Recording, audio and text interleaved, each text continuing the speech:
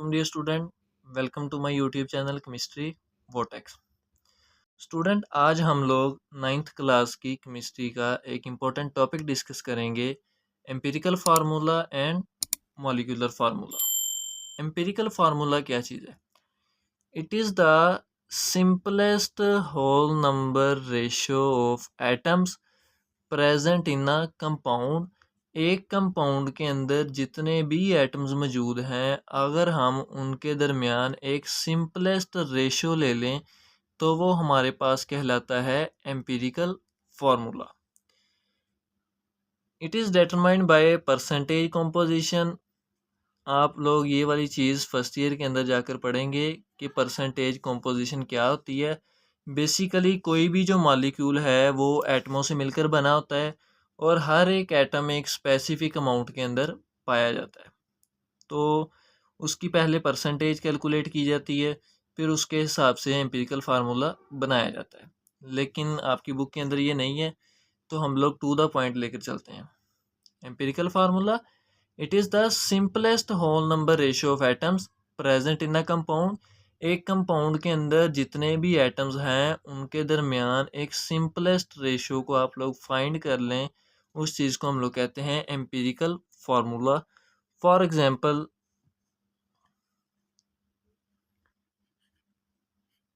Glucose C6H12O6, यह है glucose का फार्मूला।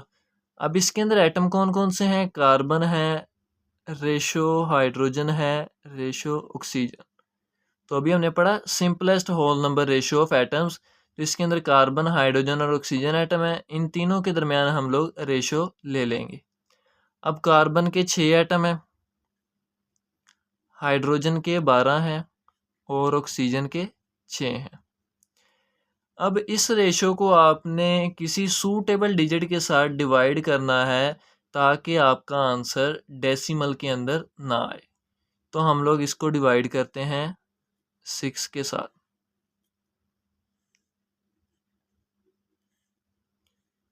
तो जैसे ही हम लोग इसको यहाँ पर कट करेंगे, 6 1 ज़ा 6,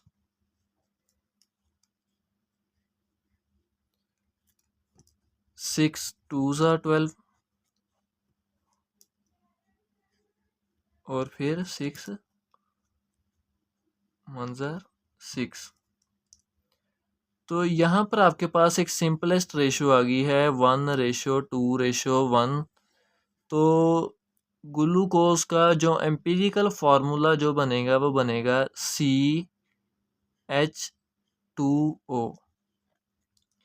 मतलब इसके अंदर एक कार्बन एटम मौजूद है, 2 हाइड्रोजन एटम मौजूद हैं और एक ऑक्सीजन एटम मौजूद है। तो ये एम्पिरिकल फार्मूला है किसका? ग्लूकोज का। फर्दर हम लोग एक और एग्जांपल लेते हैं, C6H6 which is the formula of benzene. अब बेंजीन के अंदर कार्बन है और हाइड्रोजन है, ये दो एटम है, 6:6। जब हम लोग इसको सूटेबल डिजिट से डिवाइड करेंगे तो आपके पास आंसर आएगा 1:1। तो बेंजीन का जो एम्पिरिकल फार्मूला है वो है CH।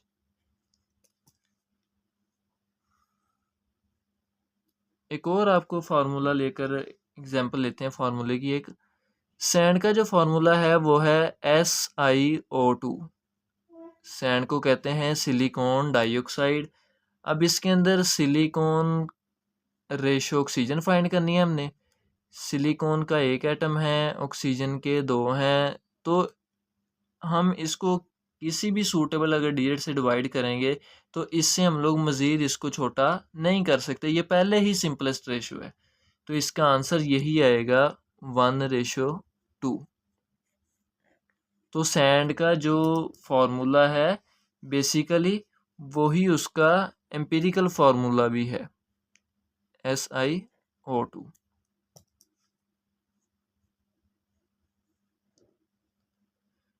अच्छा, नेक्स्ट हम लोग इसको देखते हैं आयोनिक कंपाउंड्स के अंदर। आपको पता है कि आयोनिक कंपाउंड जो होते हैं फॉर एग्जांपल ये एक एग्जांपल ली है, ये एक आयोनिक कंपाउंड है NaCl।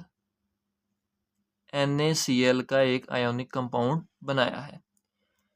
जो आयोनिक कंपाउंड होते हैं वो आइंस से मिलकर बने होते हैं, वो आइंस से मिलकर बने होते हैं। अब आइंस दो ही होते हैं, one is positive and other is negative.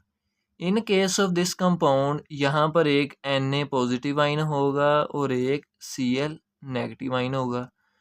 तो दोनों आइंस के दरमियान आप लोग अगर रेशो ले लो तो वो पहले ही सिंपलेस्ट है 1:1। तो किसी भी आयोनिक कंपाउंड की सिंपलेस्ट रेशो उसका सबसे छोटा फार्मूला होता है जिससे मिलकर वो बना होता है। फॉर एग्जांपल NaCl का ये आयोनिक कंपाउंड है, ये किससे मिलकर बना है? NaCl दो आइंस हैं, एक पॉजिटिव आइन और एक नेगेटिव आइन। तो उसके अंदर जो मौजूद आइंस हैं वही उसका एम्पिरिकल फार्मूला है। तो आयोनिक कंपाउंड के लिए एम्पिरिकल फार्मूले की डेफिनेशन क्या है? It is the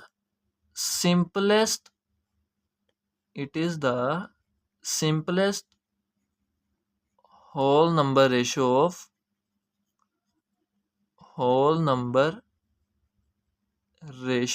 of ions present in an ionic compound। किसी भी आयोनिक कंपाउंड के अंदर मौजूद आइंस की अगर हम लोग सिंपलेस्ट रेशो लें तो वो ही उसका एम्पिरिकल फार्मूला कहलाएगा। ये है आप लोगों का स्टूडेंट एम्पिरिकल फार्मूला। नेक्स्ट हम लोग जाते हैं मॉलिक्यूलर फार्मूला की तरफ। मॉलिक्यूलर फार्मूला क्या कहता है? It shows the actual number of atoms present in a molecule, कि कोई भी मॉलिक्यूल हो उसके अंदर जितने भी एटम्स पाए जाते हैं उनकी असल अमाउंट को हम लोग अगर लिखें और फार्मूला बनाएं तो वो हमारे पास बनता है मॉलिक्यूलर फार्मूला, पूरे मॉलिक्यूल का एक फार्मूला। फॉर एग्जांपल हम लोग इसकी एग्जांपल लेते हैं।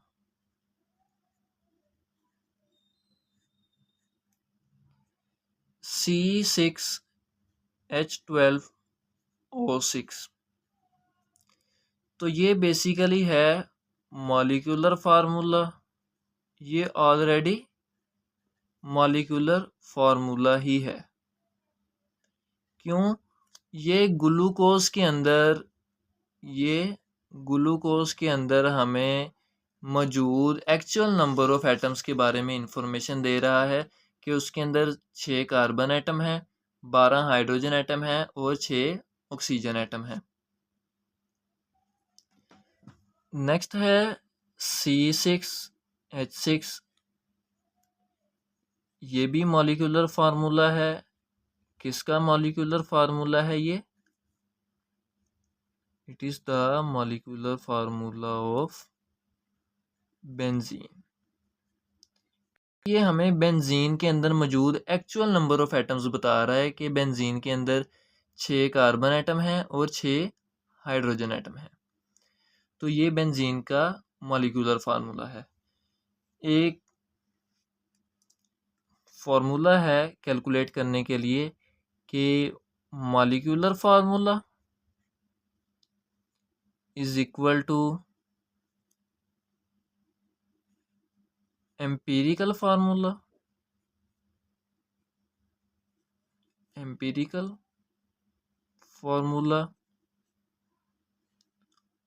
और बाहर n के मॉलिक्यूलर फार्मूला जो है, अगर आप लोग एम्पिरिकल फार्मूला को n नंबर से मल्टीप्लाई करें तो आपके पास आ जाएगा मॉलिक्यूलर फार्मूला।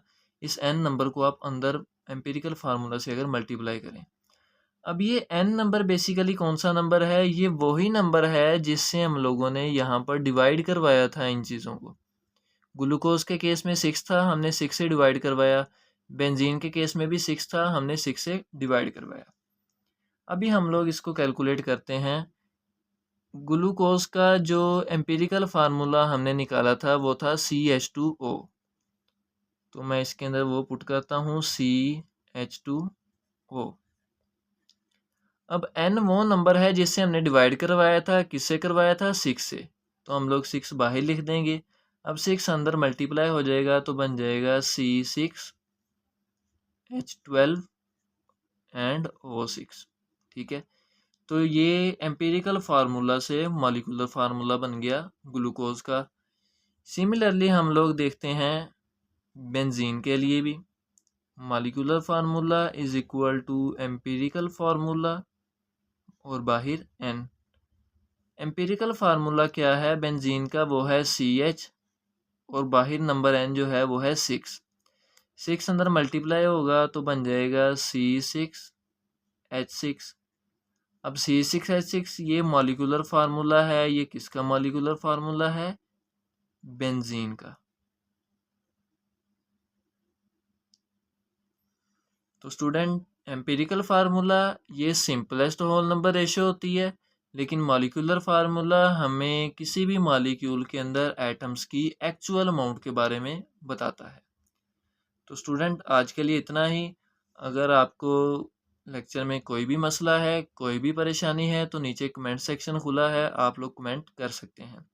और अगर आपको वीडियो अच्छी लगी तो चैनल को लाइक करें, सब्सक्राइब करें और बेल आइकन पर क्लिक करें ताकि मेरी हर न्यू आने वाली वीडियो का नोटिफिकेशन आप तक पहुंच सके। तब तक के लिए अल्लाह हाफिज़।